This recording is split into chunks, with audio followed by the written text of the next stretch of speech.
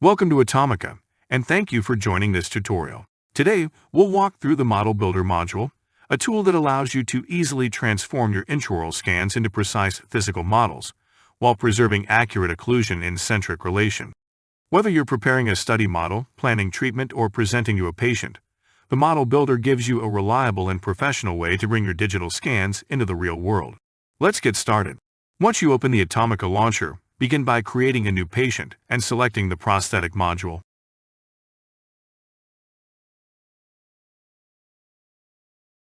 From there, import your first model.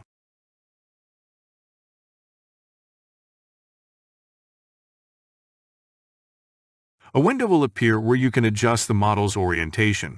Make sure the occlusal surface is facing the camera, and since this is an upper model, ensure the upper teeth are directed upward. You can also fine-tune the model orientation here. After the first model is loaded, you can then import the antagonist. As you can see, the antagonist has been loaded in occlusion, exactly as it was recorded during the intraoral scan. Next, use the cropping tool to trim away any excess areas that are not needed in the model. After that, switch to the Model Builder module. A window will appear prompting you to assign the maxilla and mandible. This is mainly a confirmatory step, since the models have already been recorded. Once confirmed, you'll see three parameters you can adjust. The first is distance, which controls the height of the model base.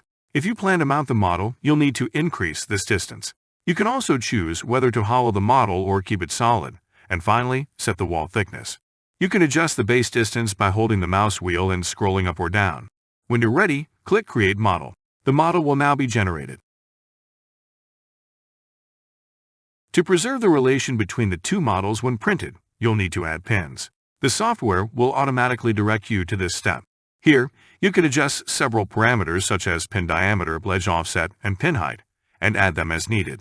You can also preview the pins as you place them.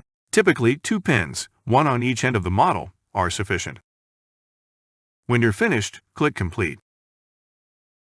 If you're satisfied with the result, confirm by clicking Model Looks Great. At this point, both models have pins attached, preserving their centric relation. Finally, you can add a label to your model, and it's ready for printing. To export the STL file, right-click on the model's name and select Export. Choose the file destination, and that's it.